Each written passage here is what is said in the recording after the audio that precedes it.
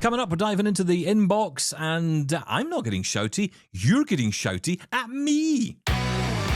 You're listening to Double Tap, your daily accessible technology show. Now, here's your hosts, Stephen Scott and Shaun Preece. Hello. Welcome to another Double Tap on AMI and podcast and YouTube and anywhere else you can think of. Hello, Shaun Preece. How are you? I'm very well. Thank you, Stephen Scott. How are you, sir? I am good. And do you know why I'm good, Shaun Preece? Will I tell you? Yeah, go on then. Because today on the show, we are going to do something that I love doing. Oh, right. Yes, of course. I'm guessing it's going to be a feedback episode. Hey! Email. We get email. We get your email every day. WhatsApps and voicemails too. Your mail today. WhatsApp, email, voicemail, telephone, You didn't do it. calls and stuff. You didn't do it. Well, I did it at the start. I preemptively ooshed. I No. can do it again. People, if you people want can't. to oosh. No. Hang on. No. Look, if you're going to do it properly, we're going to do it properly. Right, come on. No. Email. Yes. We get email. No. you We're going to do it properly. We're not doing that at all. Here's your mail today. Yes. There. All right, happy? Can't believe you did that twice. Oh, there'll be people who will be jumping up and down at the prospect. I've got to say a huge hello to Brian Clark, who's been in touch with us on a regular basis. Oh, He yes. is the man behind, he's the music. I'm going to call him the music man of Double Tap. Brian's That's what the I call music him. man. Yes. He's the music man of Double Tap. He has been in touch with more suggestions, kind of a request, to be fair, because we had asked, hey, look, get in touch. Why not come up with a new email jingle for us, that includes WhatsApps, that includes voicemails and all that lovely stuff. And he's come up with ideas. He's come up with suggestions. So we'll get them on. I think what we should do is we should present these to the audience in the form of a vote. Oh, like a Double Tap's Got Talent sort of thing. Well, I was thinking like the Bob the Plant thing, because that went really well. Yeah, but this is musical. This is, this could be a thing. This could be a spin-off series. Oh, it's like a whole other thing. Brian's done some amazing work. I've got to say, every time it just blows us away. Yeah, absolutely. Well, we're looking forward to hearing that. So I'll get that on. Maybe we'll do it tomorrow, actually, on the show. Okay. But today it is all about the feedback. We want to get to emails. And there's one topic that a lot of you have been wanting to talk about and I guess have been pondering on and reacting to and have taken to the email and to the voicemail inbox and all that with your comments. And that subject is Braille. Let's kick off with Christy's email. Okay, guys, I couldn't count the number of times I've wanted to send you a note and instead simply talked to the open air. Most of the time, I'm completely agreeing with you and happy for the camaraderie, updates, advice, reviews, and laughter. But today, I was yelling at my phone and decided I needed to send a note. One of the reasons Braille is dying is because of people saying things like Stephen did today. It will die, and that other tools are comparable to Braille. I beg you, stop it. People are listening. While there are many ways to receive and share information using auditory and electronic methods, Braille remains an essential tool to independence for those who are blind or unable to read print. For a person who cannot see, Braille is literacy and essential in the context of education, freedom of expression, opinion, and social inclusion, as reflected in Article 2 of the United Nations Convention on the Rights of Persons with Disabilities, adopted on December 13th, 2006. Your ridiculous argument that people who are blind and don't know Braille have gained employment is terrible. Yes, one-off situations have happened and will continue to occur, but I'd hope you'd speak more about the best ways to improve success, not perpetuate the false perceptions that Braille is too hard to learn or that new technologies can replace it. Braille instruction continues to decline because of this sort of language, and the tendency of humankind is to take the easier road. If somebody tells them Braille is hard and that it is not necessary, it will discourage them from even trying. While other tools, such as recorded or text-to-speech audio, are useful to people who are blind, only Braille provides us with true literacy. A correlation has been demonstrated between knowing how to read and write Braille and better educational and employment outcomes. Studies show that Braille literacy is directly correlated with academic achievement and employment among people who are blind. For an individual to have intellectual freedom, personal security, independence, equal opportunities to study and work, one must be literate. Technology has brought with it many ways to access print, but that does not make Braille obsolete or an aged and dying system. There is no substitute for the ability to read, and therefore no digital alternative can replace Braille completely. A person who only uses speech output misses out on the reinforcement of spelling, grammar, punctuation, capitalization, and formatting. It is more efficient to deal with subjects such as mathematics in Braille. Imagine trying to do complex calculations or remember series of numbers using only audio. For this reason, I prefer to read bank statements, follow knitting patterns, and have on hand a calendar in Braille. It also draws less attention than speech. Using a tactile watch allows me to subtly check the time, rather than a talking watch making an announcement when I want to know the time. I choose Braille when giving presentations, conducting interviews, and performing music rather than wearing headphones and listening to notes spoken by a screen reader. For some tasks, I don't want to rely on battery-powered devices, so I Braille. This is particularly suitable for labelling CDs, DVDs, spices, tags I safety pin to clothing, etc. Braille offers an ideal solution for the modification of games and books. I have converted myself or purchased many Braille games and children's books so that I can fully participate in playing card games or reading with the young people in my life. The increasing availability of Braille signs makes it easier for us to get around. You'll find Braille on ATMs, elevators, and even Lego. Innovations are constantly changing the way that Braille is used. Even if just the Braille basics, grade 1 Braille, is learned, that person will have an advantage over somebody who doesn't have this skill. While our society is increasingly utilising electronic communication in many aspects of our lives, the printed page still plays a major role. From magazines, menus and manuals to piano, choral and orchestral scores. Braille music and text allow Braille readers to have the complete access to print information that their sighted peers may take for granted. The irony is that technology, such as Braille note takers and displays that can connect to computers and smartphones, has made Braille more available than ever before. Braille and technology complement each other. The problem, for which you have both spoken extensively about, is access and training to these devices. For example, I have a very powerful Braille note taker that I have not had the time or means to fully learn. All this equipment should come with a number of hours of training. The cost is not viable for most and difficult to swallow for others. I think instead of handing out dollars to individuals, or even worse, big corporations, governments should be assisting companies who produce assistive technology to help bring the end cost to us as consumers down. Bail out the blind instead of huge multi-million-dollar corporations. I could go on a tangent here, but we'll save that for another day. There is much that needs to be done to combat the decline of Braille literacy. The most important first step is to create awareness of how Braille makes it possible for people who are blind to live more independently. Considering the Braille literacy crisis, please stop commenting that Braille will go away. It is imperative that we continue to make the case for Braille, the only method that allows blind people to read and write independently, without a battery or power supply or without technical assistance. Let's commit ourselves to demonstrating how this versatile code helps us all live the lives we want and how it can simply be another tool in the kit. Thank you for all that you do. I never miss an episode. Christy in Kamloops, BC, Canada. Thank you, Christy. First off, I love Kamloops. I was there. I went through Kamloops. We stayed in, hang on, if I'm right in saying this, we stayed in Kamloops, but we passed, what was it, Canmore. Now, Canmore was an interesting place because I grew up in a street in Glasgow called Canmore. And that just stuck in my mind when we passed by it on the way to Kamloops. What a beautiful story. Isn't it a gorgeous story? It's a beautiful place. To be fair, there's not many places that aren't in Canada. But anyway, yes, thank you for that, Christy. Look, I kind of want to say, I don't know why you're arguing with me because I'm not saying any of that stuff, right? I agree with you 100% on all this. And in an ideal world, you'd be 100% right.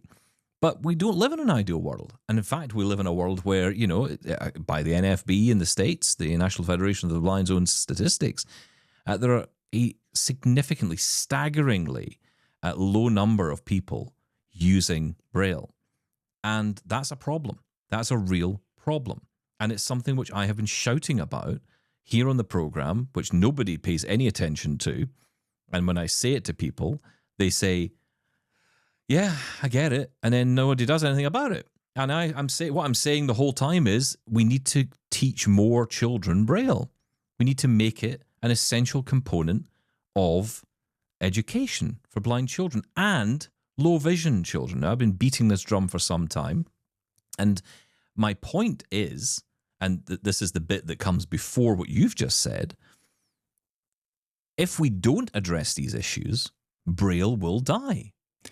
Yeah. Because less people are using it, less people will continue to learn it. And it doesn't matter how much tech we have, if no one's available to buy it, the cost of it will go through the roof, and those who can read Braille will be shut out. And I don't think it's irresponsible or dangerous to have that conversation. There are risks and things we should keep monitoring and keep talking about. While there is a danger that Braille will go away, I know it's something that nobody wants, but I think you can't argue with the reality of the numbers. So many people now just don't engage with Braille whatsoever. And yes, maybe it is because of the battery powered technology out there, the audio that we've got. But to be honest, it doesn't really matter. The end result will be that Braille will become so niche that honestly it will go away, and nobody wants that. So look, I think actually I agree with a lot of the points you raised, but there are a few where I do disagree. And I think we do need to talk about this, and don't be afraid to say Braille is in danger, because you just got to look at the numbers and say it's at risk of going away. There's no denying it. Yeah, there's more statistics. And again, I often doubt where these numbers come from, right? Because even the number of people, I even doubt the number of people who are actually reading Braille. I don't know if it's true to say that it's, 10 or 12% of people who are totally blind are actually reading Braille. I don't know. How recent are those numbers? How are they gauging those numbers? I want to know the detail behind that. And also this myth that flies around, that there's, I know where you're going. The studies, and there's all kinds of things flying around suggesting that, the only way to succeed if you're blind is with Braille. Look, there's plenty of us out here who are working every day and surviving without Braille. So let's not suggest that it's fake news to tell people that you can live without Braille. It is possible. Now, I know you don't want to hear that, because you don't want me saying that out loud, because then it somehow does Braille down, but that's not how it works. That's not true. These are facts. There are many, many people, not one-off cases, there are many blind people, and according to the NFB's own figures, about over 90%, or around about just under 90% of blind people out there who are not using Braille? What, are they all sitting at home doing nothing? I don't think so.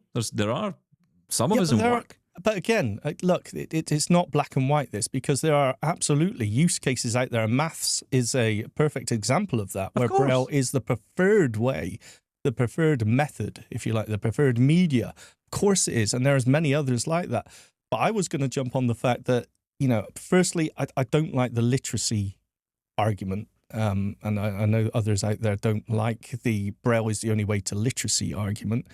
I don't think that's particularly true. Again, it does come down to use cases. But that people who have done well, as in lawyers and higher education, always are Braille users. That used to be the case. I don't know if that is true anymore. I don't know how many people we talk to in higher education. This is a historic argument, I think. It's come from a time when there wasn't computers, there weren't alternative options, that the only way to literacy was Braille. That's true. But that was 40 years ago, 30 years ago, 20 years ago, maybe. I don't know if it is today. Us talking about this and putting those facts forward, if they are facts, who knows? But just having this discussion, these opinions, I mean, I understand how it can make it makes people nervous, because it does almost say, well, what's the point in Braille? But we're not saying that. Everyone, as you mentioned, we need those tools in our toolbox, absolutely. But there is a danger here, and we do need to be aware of it. Yeah, let me say it again for those at the back who aren't hearing it, because I need to say this one more time, and I'm going to say it one more time. Although I'll probably say it a few more times, because there's a few other emails coming up that I'm going to pick up on this as well. But I am not against Braille. There's a myth out there that I'm against Braille. I've had this said. Stephen hates Braille, doesn't like Braille. He's an anti-Brailleist. What are you talking about? Have you listened to this show? Seriously? Have you listened to what I've been saying for the past however many years? Look, there was a time, I would say about 10 years ago, where I probably was more on the page of technology and thinking, do you know what? I don't personally need Braille. I couldn't really care much about it. I see people get the value out of it, but it feels a bit like a dying art. I had that view 10 years ago, absolutely. But that doesn't mean that's my view today. And in the last 10 years, I've done the exact opposite and talked about the opposite view, which is now what I've become, what I've arrived at with this, is that Braille is important. Braille is extremely important. But if you want to have a serious conversation about Braille and its long-term validity or viability, you have to talk about education. You have to talk about cost. If you say, let's not talk about that, let's just ignore all that, let's just push that to the side and tell everyone how wonderful Braille is, you've missed the point. And Braille will go away and it will die. And I'm sorry, you're not going to stop me saying it because you're not listening to the argument, if that's what you think. You're not listening to my case. You're just hearing the words Braille will die, and you think that somehow I have some power that will, erase all the Braille from elevators, that suddenly, Braille will just disappear from libraries. That's not going to happen, okay? That's never going to happen. But the question is, who is picking it up and reading it? Who's able to read it? These are the things we need to challenge. These are the issues we need to deal with. If there aren't teachers of visually impaired children teaching Braille in school, and if the only children who are learning it are totally blind children, we have a problem, people. Yeah. No, and I'm telling you this, and and I will continue to say it until somebody listens, because all I hear back is you're doing Braille down. You're talking down Braille. I'm not talking it down. I'm being honest about its future. This is like a couple in a relationship that, that both of them keep looking at other people on the way out, and they're like, you know what? Maybe you need to have a conversation and say, is this working? Oh yeah, or it will end. Well, let's take another point there. Are we guilty of saying Braille is too hard to learn? Well, not as a child. No, I would not argue that. And I never have argued that. In fact, that's my point. As a child, it's very important that children learn because we're sponges. The children just pick things up. Even at 16, when I finished mainstream school, I went to. I keep saying I went to a blind college in Hereford. Mm. I should have been taught Braille. I mean, I had a choice, and I didn't. It wasn't part of the core, if you like.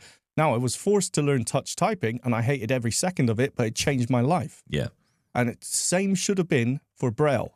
But even back then, it was seen as, well, you're low vision, you don't really need it. And this is someone who's losing their sight, RP. I am going to go blind. And yet it was still thought, you'll be okay. That shouldn't have happened. And now coming back to it, I'm just struggling. You know what? Maybe it's laziness. Maybe it's the fact that, hey, everything speaks to me anyway, so I can get away with it. It's tougher when you're older. It is tougher. Whatever the reason, the point is, I'm not picking up Braille at the moment. And that's the reality. How many people that we know, in the visually impaired community, our friends, our associates, whoever, how many people actually use Braille around you? In my case, it's very, very few. Well, okay, I mean, that's anecdotal, right? So you can't really extrapolate that. And I get people might... I don't know. I'm not again, sure. it depends who you are surrounded by, right? But here's the bigger issue, is that, the question is for someone like me who could really value from Braille, who would love using Braille on a daily basis, doing this show. We have Laura reading out the emails. Why? Because I can't read them out. Exactly. Yeah, great point. So that is a perfect example where Braille would be wonderful. I'd love to sit there and read these emails out personally. Your emails, your words. I'd love to do that. But I am never going to be fast enough. No matter how hard I try. And the truth is, once you've done a day's work, you sit down and you think, okay, what will I do now?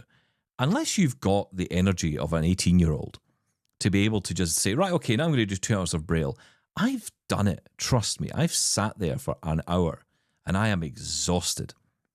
And it takes it all out of me. After a full day, even at the beginning of a day, it saps me of my energy because I'm spending so much time concentrating. It's a hard thing when you're older to learn. That's the truth of it. Now, you might want to deny that. And Christy, I don't know if you are denying that, but I'm not denying it because it's true to me. And I think it's true for a lot of people. And look, we might be the only show that talks about blindness and technology that ever admits these things. And other places and other outlets might jump up and down and say, no, Braille is wonderful. And I hear people going on about the 200th anniversary of Braille and the value of it. And we must, champion Braille. Championing it is fine. But what are you actually championing? You're championing the code. But the code is irrelevant if less and less people every single year are reading it. If less and less children are getting access to it. See where this is going? So it doesn't matter how much we champion it and say, ooh, those lovely dots. It doesn't say a day and night. It doesn't make any difference if no one's around to blooming well read them. Yes. So I think we have to address this. And again, the whole point is we're not doing Braille down. This is the reality of where we're at. Braille is fantastic. Braille is a skill that everyone should have. It's just not happening. And why is that? Blind and low vision children, not just blind children. Yeah. Low vision children as well. And I think we can all get on that page, right? That's a really important thing. Now, it's interesting, and we're going to be doing a whole series on this in the new year, because of course we'll be celebrating the 200th anniversary of Braille, but we're looking at it through our double tap lens here, which is to have a serious conversation about the future. Not just to stand here and celebrate. I mean, look, do I appreciate the work that Louis Braille put into this? Of course I do. I'm not diminishing the work he did. He created this code. It was not well received at the time. I think he went to his death not even seeing the value of his work. Mm. And that's a shame. That's a sad reality of the time. And I don't think much would have changed today, to be perfectly honest, if Braille had been developed today. I think the attitudes then are very similar to the attitudes now, by the sounds of it, going into the history of it. But, that was then, this is now. And the problem is that we're not honouring the code. We're certainly not honouring the man by ignoring the reality that less and less people every year are reading Braille, and no one's discussing it. The answer is, let's champion Braille. Yeah, well, you know what? Live with your head in the sand, guys. Just live with your head in the sand. It's a lot easier. If that makes you feel better, fine. But you're missing the point. So that's my take on it. I've said it umpteen times, and I will continue to say it until someone listens. But I am not doing this down. I am trying to stand up for it. And it kind of amazes me that people think I'm doing it down by standing up for the very thing and actually being honest and true about the challenges.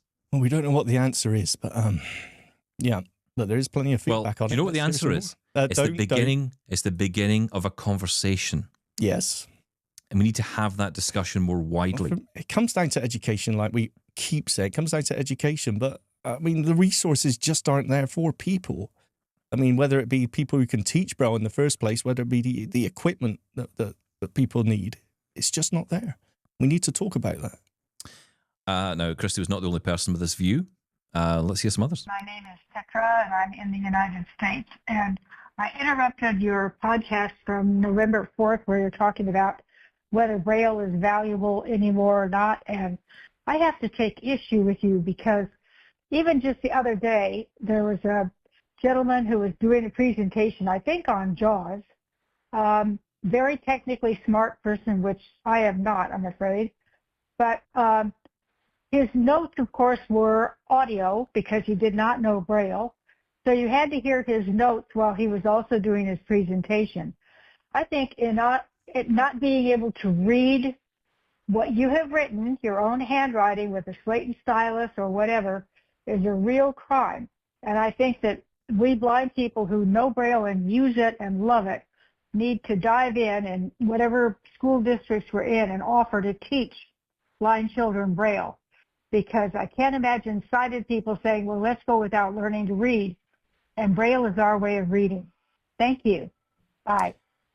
Thank you for that. A crime? I think that might be pushing it a little bit too far to suggest we should not be locking up people who dare to turn up to an event and not listening to their, or not using Braille to read their notes. Well, we may be being a bit semantic there. She's using the term as in it's a real shame that person wasn't able to use Braille. And that, again, is a perfect use case when you're given a presentation or whatever, where Braille is preferable over audio. But at the same time, I think it's an indicator that people are just using what's at hand, what's easiest. Yeah, and also, I think this comes to the second part of what Christy talked about, and Tekra, they're picking up on it as well. It's this idea almost that Braille is the only way to be, to do the job right. If you've got, it's a bit like the people who are sighted who think that having a guide dog makes you officially blind. Reading Braille kind of cements you as a blind person. I don't believe that. I don't believe that. And, again, you miss the point of all the people who are, later in life losing sight. A lot of those people are not going to be learning Braille. They're just not. And I had I had a debate about this the other day. I said debate. It was a conversation, just someone mentioning it on passing. And as usual with a lot of this stuff, it often goes unchallenged. And I find this a lot in our community. A lot of things just get flung out there and get unchallenged. Here at Double Tap, people challenge me and I challenge you. And that's the way it should be. Because if you want to have a serious discussion, you've got to have a back and forth and you've got to have a difference of opinions. That's how this works. So I love the fact that you guys get in touch and share these opinions. I love it. Well, what's the it's the only show that will do it. I guarantee you. No one else will take on the opposing view. That's what we do here at Double Tap. No, but we should. But you should. No. Continue to fight. I know. Continue to make the point. What's the common issue here? That final point of the voicemail there is the education. We should get together and we should teach. Tekra is pointing to the issue, which is that children need to learn, and she's come up with a solution to that, which is wonderful. But I don't like this idea that if you use a computer or you use audio, that it's a lesser than to Braille. I don't like that because it does other people down. Look, I know, and you know, Shaun, the challenge of learning a screen reader later in life, right? Yes. It's bloody hard. And when someone says to you, oh, so you don't read Braille then? Your notes are going to be flying out of your device there. That really does my head in when I hear that. It really annoys me when people say that. Because, do you know how long it's taken me just to get to this stage? Yeah, I know you've got Braille and you learned it as a child, and that's great and good for you. But I'm not doing you down because you're not using JAWS. I wouldn't do that. I wouldn't do someone down for not having a skill. So I get a little bit annoyed by that approach sometimes. This idea that there's one way to do it, there's the right way and there's the wrong way. No, there's the way that suits you. There's the way you have access to. Again, cost, education. It comes back to the two key issues. Yeah. There are people who may know Braille but can't afford a Braille display, and that's why they're using their computer with an earpiece.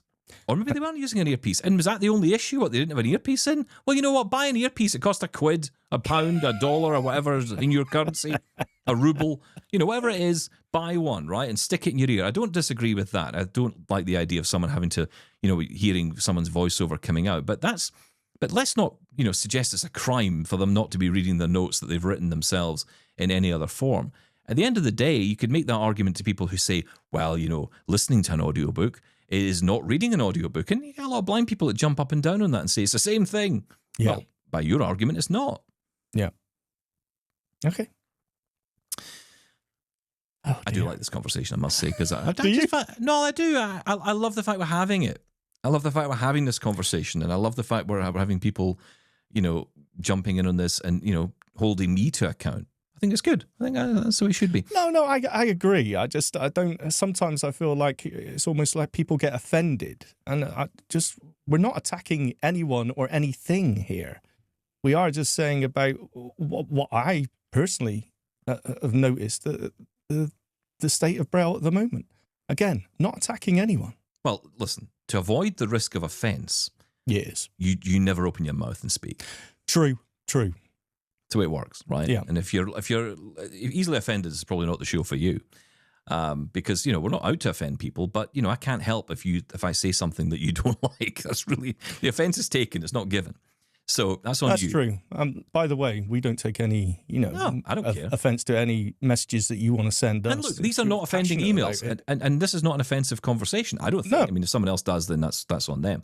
But it's not. This is not, to my mind, an offensive conversation. This is a good conversation to have, an honest conversation about the state we're in. And I think we just have to go over this idea of standing up and waving Braille paper in the air and saying "Hurrah" for Braille. When if you think about it, if we were to think about it in that way. Well, you'd be talking about, less and less people every single year joining that parade because there's less and less people who are reading the actual material. Alternative to that, it's good to hold Braille up as the ideal, isn't it? And not just as the only way, but as I mentioned before, touch typing changed my life. Screen readers changed my life. Braille would have been a huge plus for me as well, because there have been occasions where, as you mentioned, reading the emails, for example, taking notes and reading notes, Braille would have been an absolute positive and the best way to do it. Fact of the matter that I haven't got it. But, I mean, we can still say that Braille is a target to be reached, right? Absolutely. I say it every single time. Well, I've never said anything different. Yeah, but I'm saying my point. Yeah, but there's every nothing... child. Let me say it again. I'll say it one more time, even just for you. I'll say it again. Every child, low vision and blind. By the way, that's the bit no one else says. No one else says that. I've been low saying vision. it for years now. Every child who's blind and has low vision should be learning Braille. That's from the guy who hates Braille, by the way. Just so you know, but, so we're clear on this, also, right? saying that, standing up and waving the Braille paper in the air, there is nothing. Well, I'm saying there's nothing wrong with that, as long as you're not also putting down other forms and technologies that people are using. I agree with that as well. Okay, right. But okay. yeah. That's listen, it. let's get one more comment on this from Kerry. Good morning, Stephen and Shaun. Hello. I'm sitting here at my work desk and I'm quietly seething. Stephen, Braille is absolutely crucial. As a Yes. call center agent, I can do my job so much faster with a Braille display. I know somebody who is just coming into the call center where I work and they do not use it. Their calls are longer. And when you are in a workplace where average handling time matters, it makes a difference. As for spelling, yes, you could move letter by letter using your arrow keys, but it is so much slower. Not to mention, there are multiple ways in which people learn. I'm taking things far better when I read them rather than when I listen. I also understand processes far better if I have a visual image, and this is coming from someone who has never seen. What about privacy? Yes, you can use headphones, but that ultimately blocks out your hearing and is isolating. Yes, audiobooks are great and they have their place, but so does Braille. What about social activities such as games? Playing cards is something that we do a lot in our house. We couldn't take part in Cards Against Humanity if we couldn't read Braille, and that game gets a lot of play both in our family and with our friends. Please don't ever dismiss or belittle the importance of the ability to read Braille. What if you lose your hearing? Then you're in trouble. Honestly, I can't say how passionately I feel about this subject. Kerry. Kerry, again, I appreciate that comment, and I don't disagree with anything you've said, and I don't think I ever have belittled Braille at all. I don't think I've ever said anything on this program or previous to belittle Braille. If I have, please surface it and play it back to me, but I don't think I have. It's interesting. We should really have a round table on this, because I'm thinking this as well. What statements have we said that sort of belittle Braille? I mean, it must have come across. Because, No, what we're saying is that Braille is dying unless something is done to seriously bring more people to it. That's not belittling Braille. No, but Shaun, again, the problem with today's world is people hear the bits they want to hear, right? So I can't help it if someone hears only that and nothing else. I understand why you're seething at this, because you think I'm putting it down. I am not putting it down. I am trying to save Braille. I'm one of the few people who is being actually honest about this. And what is interesting to me, most interesting, kind of annoying as well, is that there are many people quietly who will say to me, Yes. I completely agree with you, Stephen, but, can't say that publicly. Why not? I don't understand. What is the big secret here? What are we holding back for? Is it because we think that having this conversation publicly will affect the sighted people's view? I mean, with respect, this has got nothing to do with sighted people. This is a blind thing, right? This is for us to sort out to some degree, right? I understand, obviously, you got to get buy-in from education and all of that. That's true. But we as a community should be having a serious conversation. I mean, I'll say it. Don't say it again. I'll not say that again, but I'll say that, I hear a lot of talk about language. And I don't hear, I hear a lot about alt text. Please alt text every image. If I see one more tweet from anybody about that, please alt text every image. Please alt text every image. Why not talk about Braille in all these discussions? Why not have a serious conversation about this? Are you learning Braille at school? If you're a young child, is your kid learning Braille at school? Has a child with low vision been told no? We know examples of. We've spoken to people who've gone through their education and been told, well, because of my eye condition, I wasn't taught Braille. It's not good enough. That is not good enough. Now, if you somehow interpret that as I'm doing Braille down or I'm belittling it, I'm kind of at a loss, because that's not what's going on here. It just isn't. So, I appreciate the comments. I appreciate why you might be seething. I understand all that. But I can only ask you to listen to what I'm saying. And that is, look, I genuinely believe that the future of Braille is bright, but only if more people actually learn it. And that's the challenge for me. That's the campaign. Because if you don't sort that out, forget the rest. And going after people, and I know you're not going after the person, but comparing yourself to the person who comes into the call center and isn't using Braille and saying, well, they take longer. You don't know that person's situation. That person could have lost their vision in the last 2 years. There's a lot to deal with when you're losing your vision. And, learning Braille is a nice to have, to be perfectly honest, but it ain't the most important thing in the world for that person. It is getting up to date with technology so they can continue to function in a job at all. I mean, let's take that example. Let's actually drill into that for a second. Let's just take that as a microcosm of the argument. Yes. So let's say that individual was taught Braille instead of computing. Would they get that job in the call center or not? I don't think they would. Yeah, but the idea is now that there's no reason why they don't go hand in hand anyway. Well, I think learning Braille, touch typing, and using a computer are very different things. And they all require a huge amount of learning, and especially if someone is coming at it brand new, fresh, after losing their vision. But again, if we take that argument to the extreme, then we're back to education that children should just learn Windows with a screen reader. I think it's different for kids, though. I make the argument it's different for kids because I think the brain... And look, TVIs, teachers of visually impaired children, have said this to me as well. Stephen, you're asking a lot for these kids to learn. They've got all the subjects to learn. They've got all the rest of it to learn. They're learning computers. They're learning this. They're learning that. And you want to chuck Braille on it as well. Do you know what my answer to that is? Yes. Yeah. Do it when their brains are sponges because they will pick it up now. Make it fun. Make it enjoyable. Make it part of their education. I think just do it. Make it consistent. The fact of the matter is, I hated every single second of touch typing, typewriting class back in the day. I had no choice. I had lessons every single day, and I just had to do it.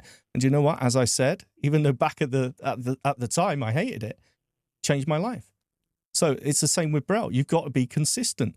Fact is, I can spend some time. There's some fantastic organisations out there, of course, Hadley and the Braillists and all that, absolutely doing fantastic jobs. But if I'm not using Braille every day, it just falls away from me. Yeah, and that's a problem.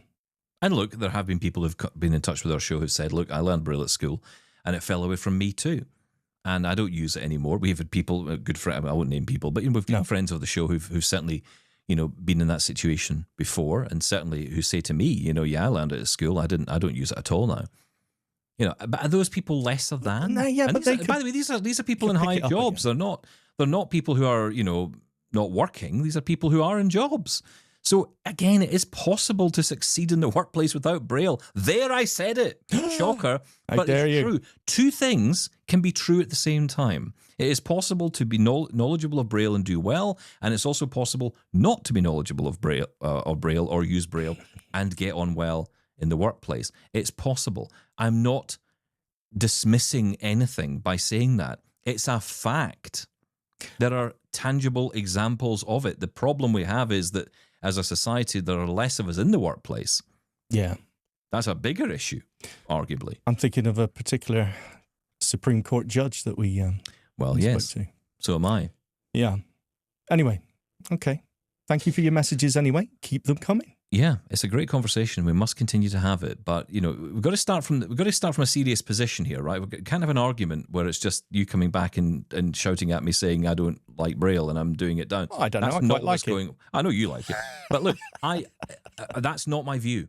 Okay, and if this show can move on from that and we can take it from this point forward to make you understand that, to realize this, because that's not my view. My view is very simple.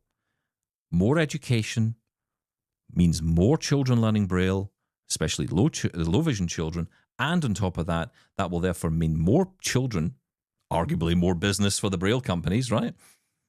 The cost comes down for everyone else. That's the way I see it. That's the way Braille succeeds. Yeah, that's the way Braille succeeds. Now, you're going to always face the challenge of people who come to blindness later in life and what happens there. And that is where technology like screen readers and iPhones, Android phones can really come into their own. And, I think that learning Braille at that age, amongst everything else you're going through, amongst the whole mental health challenge of vision loss, which nobody really talks about either. Again, I think we're the only place to actually discuss this, which infuriates me. But, we have to talk about that as well, because that's another area. So the idea of just learn Braille is just not the right answer. And it's not necessarily what that person needs. Now, if that person wants to get into a job or get back into the workplace, I think if you've come to vision loss later in life, or vision lost later in life, then I think you need to be learning JAWS. I think you need to be learning a screen reader. I think that's how you continue to move on and succeed. I think there's nothing. I think you should learn Braille as well. I just don't think it's particularly easy to get access. Well, I think learning Braille. The reason As I in put it with the the reason computer, get that technology. Because look, there's no getting away. You need computer skills. That's the only way we're going to get employment. you do need well. computer That's my skills. point, right? The computing skill is more important than anything else. I will And give I you think- that. Yeah. And I think it maintains. I think Braille then becomes either a leisure activity or it becomes something that you can enjoy, or use it for labeling, or start using it in small ways, and maybe over time that will develop. And some people will, as we know, they're friends of mine who've done it, started in their 40s, late 50s, gone off and learned Braille, and enjoying it quite happily. Maybe it's grade 1, maybe they're dipping their toe into grade 2, but they're not lesser than people for doing that. And I just think there's this kind of hierarchy approach of, well, if you read Braille, you're at the top of your game, you're ready to go, you're fit for the workplace. And I think that in itself to me is a bad message to send out to people. That's a bad message, because what it says is if you haven't got these skills, you're not worthy of being in the workplace. You're not able to succeed in the workplace. And even if you do succeed in the workplace, well, it's a one-off. I'm sorry, I find that offensive, if I'm perfectly honest. I find that is particularly offensive to those of us who spent years getting to grips with access technology, figuring this stuff out, having the challenges, and trying to do a day's job, be a mum or a dad, be a parent, be a whatever, and amongst it all as well. It's not the case when you're a child, but when you're older, different world, you've got your own mental health challenges, mix all that together and then say, oh, by the way, here's 19 books to learn on Braille and a CD from the Blind Society for you to listen to. And if you could get that done by the end of next week, maybe then you're capable of, being ready for the workplace. I think that's a standard that's just too high to set for people. And I don't think we should set it. I don't think we need to set it with the level of accessible technology we have available to us today. So that's my take on it. Argue, disagree. You're always welcome to get involved. You know how to do it. Feedback at doubletaponair.com, 1-877-803-4567 is our call-in number on the voicemail. And Shaun can tell us what the WhatsApp number is. I know he likes to sing it. Oh, no. It's been too long. 1613. No, I have no idea. Oh, he's Tell me. forgotten the number. I wish I could remember. 1613 481 0144. There you go. Something like that. Oh, Right, dear. let's... Got all a bit tense there. Sorry. John's been in touch. Good morning, guys. This is John Westrope for the Eastern Shore of Maryland, calling once again. I was sitting here, since it's fall cleanup time on my gardens. I was wondering if you've ever done a show on technology for blind gardeners. Seems appropriate, since England, all you people over there are gardeners, I think. That's true. Anyway, have a great day. We're all gardeners, are we? Gardeners, of course we are. What we mentioned, didn't we, about the picking up poop in the garden? That's the closest I've got to gardening. As far as it goes. Well, you know what? That's not a bad point, because there's what's the word I'm looking for? Lawnmowers, self-driving robot lawnmowers, smart lawnmowers that will do the lawn themselves, because I don't like doing that. I don't have to do that anymore because I replaced my grass with artificial grass for that very reason. Yes, so did I. Yeah, I don't know. Is there many technology out there for gardening that would help? Everything's sort of practical, isn't it, rather than tech? Yeah, I think it is, although I'm sure there's tech involved. I mean, I can't think for the life of me what, because I'm about as green-fingered as something that's not particularly green-fingered. Yes. Yeah. I'm not into We're going to have not to into throw the this gardening out stuff. to our listeners, I think. Any gardeners out there, what are the tips and tricks and any gadgets or hardware that you use? Let us know, because honestly, I don't know of any. I would probably suggest, if I could get away with it, I would have concreted over my entire garden, never allowing a single thing to grow again, just to allow me an easier life when it came to gardening. We have artificial grass, and I still get weeds coming through. I do not understand why. Yeah, there's so... I mean, all the other stuff is just done by feel, right? You feel the weeds, you either spray them or you pull them out. I'll get someone in. Other than that, I mean, things like cutting the hedges, I'm not even going to try that, because not just because the danger to myself, the danger to someone else. Cut your own head off, probably, by trying to do that. Yeah. I wouldn't even if there was smart tech out, I wouldn't trust it. I'd just get someone in. So, yeah, honestly, I don't know. Sorry. I'm just imagining you with a hedge cutter all of a sudden, swinging it around violently. You know, just gnomes losing heads all over the place. Stop it. I don't Goodness even me. want to think about it. No, neither do I. Thank you for that, John. If people want to get involved and you know, we can absolutely do a show on that. We could talk about that if people want to. You know, we talked the other day about games on the Echo. I didn't mention this yesterday, but I actually had a little bit of a play with Night Manager. You did. You are a night manager yourself now. I am now. Yes, you can find me by my name because I couldn't think of anything else. I was thinking of like, you know, Scotty McSporran or something. You know. Porridge McHaggis or something, you know, something to kind of, you know, be very stereotypy of where my land. So what did you go for? Stephen Scott. Oh, boring. Nice one. Like it. That's all I could think of, really. Because she asked me there and then. She said, what's your username? Stephen Scott. Too much pressure. I couldn't possibly think. You're still learning, aren't you? So if anyone wants to send Stephen any gifts. Excuse me. Excuse me. Yeah. You're saying I'm learning, but didn't I beat you in the first day? Hadn't you? How long have you been doing this? Excuse me, you said you started in B25. That's League B. I didn't start there. I got there. Yeah, I don't believe you. Much like you're typing without looking and not using screen reader, I don't believe you. There, said it. That was awkward. Okay. I actually, I was just remembering an email that came in on that, actually. I think a few people coming in wondering whether or not that's possible or not. I think I do need to do a demo of it in action. No, absolutely. You need to put your money where your mouth is, sir. Yeah, well, what's the bet on this one? Oh, hang on. Whoa. Hang on. No, he's backing out. Now suddenly it's, no, I totally believe you, 100%. Yeah. Next email. Right, here's Tom. Hello, Double Tappers. This is Thomas from New Hampshire. I want to talk to you about the new AI shopping tool. Intersect, I think it's called, or something like that. InnerSearch, yes. It's really nice. I use it to get some of my equipment presents and shipping. I've already messaged them about including tracking numbers so you can track your packages.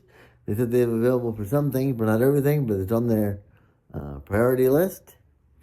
And I was looking at it the other day, and I'm like, well, I'm going to go over here to Walmart Direct, because I work for Walmart. I can get the 10% off on one big item, so I did that. But I had it in my cart, and I'm like, let me just look at Walmart and see if we can get it shipped, and I was able to save a bit of money that way. But typically, I'm going to try and use it because it's easier than Amazon, because Amazon's description fields are impossible to find. Same thing on Walmart. You know, maybe what I'll even do is find it on Intersect AI, and if I do end up shopping at Walmart, I'll read the description there, and then I will put it in my Walmart cart and check out that way. But still, it's really, really quite cool. I hope they keep it going. Glad they have Apple Pay there available. Makes it a lot more independent to use. And hope everybody's having a great day. See you all later. Thank you, Thomas. E.T. chimes in on this as well. Hello, Stephen and Shaun. This is Elmer, the original E.T. from British Columbia, Canada. I'm just calling on the InnoSearch.ai website. I found it very, very good to use. Was very impressed. Now, I did have a question before I did order. I had a question as to whether, even if I'm in my Canada in the top, what happens if something comes across the line from the States, etc. So I did feed that back to, now I've forgotten his name, that has developed this website. And I got a response back the same day. My question was, do I get charge duty charges, etc., or taxes, etc.? And I got this response. The response basically said, no, and if there is any additional charges, it will show up when you're going out of the cart. And as you said, Stephen, the nice thing was there was Apple Pay. I double tapped on it, and bingo, it was done. It popped up. I had the option to hit the double tap or double push the button on the side to accept it, and it was done. The only glitch that I found is that when you have searched for a couple of items or 3 items, when you go back to the top to search again, for some reason, the search will not activate to type in a new search. Yeah. The only way I've found is a workaround is to close the app up, close it up in the app switcher, reopen it, and then continue on, which is a bit of a pain. Now, I have sent feedback about this and didn't hear anything about it yet. I think I'm going to give them a call again, or send some feedback, I should say, and see if I can get an answer to that, see if they can fix that up. Other than that, on the iPhone, it works fantastic. Page by page, no issues. Have a good one, guys. I really appreciate your podcasts. I listen every day, almost religiously. Sometimes I forget, and I catch 2 podcasts in another day. Take care, guys. Thanks. Bye-bye. Well, double tap. You're not going to be, what? Committed. Yeah, That's what I was searching for. What's the one I'm thinking of? Tom, that was Elmer. Oh, sorry, Elmer. Yeah, the ET from BC. Sorry, I was thinking. BC, that's right. InnoSearch. Now, you've used this. I still haven't used this yet. Oh, come on. I thought you'd be all over this. Well, no, I haven't. I haven't had a reason to yet. But I'm hearing more and more people saying they're having a good experience with it. I love it. I really love it. And I just think there's a few niggles like Elmer's picked up on there, in particular with Have you noticed that as well? Yeah, that search thing it can be a little bit elusive as well. In trying to get focus on it. I didn't try actually closing the browser and then opening it up again. Although interestingly, I have the same issue with YouTube at the moment. Sometimes you watch a YouTube video and then you cannot get to the top to get to the search. You have to close the app and open it up again. So I don't know if there's an iOS bug at the minute that's causing some of this. So I've noticed it on some other apps. Sometimes you just can't get focus on a button at all, or get it to activate. So what about the website? Well, I quite like the website. I use it on the Mac on my side. I haven't tried it on the PC yet. I will do, but it's been fine. I quite enjoy using it on there.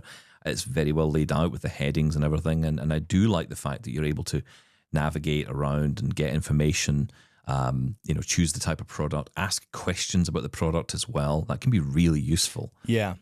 Especially if it doesn't matter, about anything at all, I suppose, but, just asking questions about it, like I was looking at television. I'm not buying a new television. I don't need one. But I was looking at TVs. You were. And I was I was looking at them in the sales. And I was kind of looking, and I wanted to know which had an eARC, because this is the thing that works with the HomePod, right? You can plug in your Apple TV to the eARC.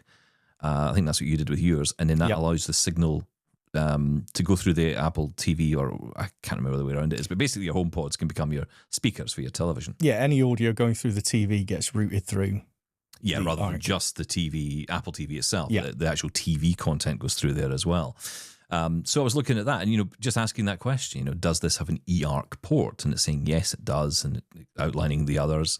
There's an element of trust here as well, because obviously... hallucinations, this is AI. This is the other side of it, right? So you have to assume it's correct or not assume it's correct. Yeah. If you start to distrust it, I suppose you just don't use it. But depends how crucial the question is you're asking. Yeah. If, you have to do other research to make sure on that. Like I'd probably want someone else involved if I was, spending a lot of money on a television, because you don't want to be buying. It's not the easiest thing to get back if there's a problem. Yeah.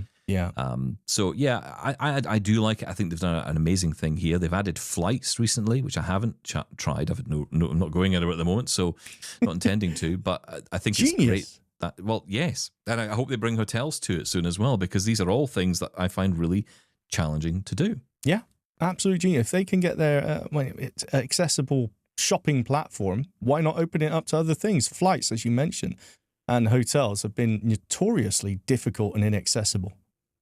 Could be a game changer. I love it, and I'm really pleased it exists. It makes me nervous that it's just a couple of guys running this. Mm-hmm. That makes me nervous, because I think, look, either these guys get an offer of a fantastic job and can't continue to do it anymore, and that's it, it's gone. That makes me nervous. And then, we're back to where we started.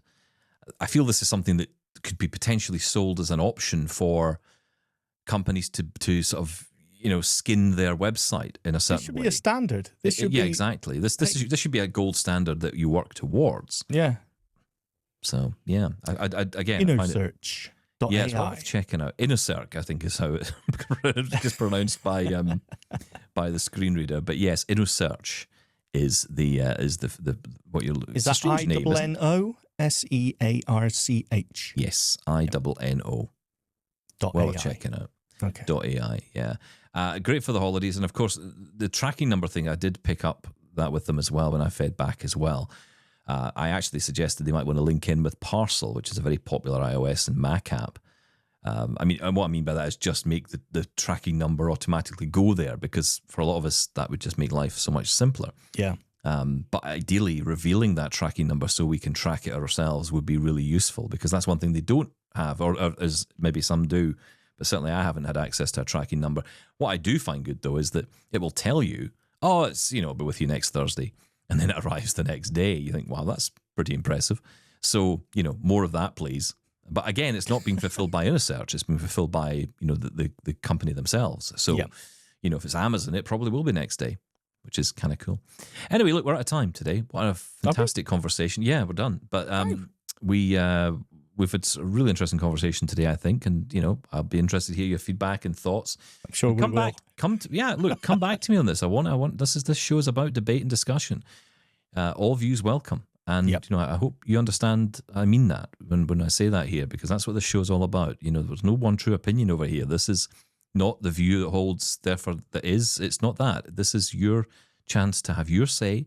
And, I've changed my mind on many things over the years. And Braille is indeed one of them. I see the value of it. I see what potential it has, the need we have for Braille, but we have to address the issues at hand.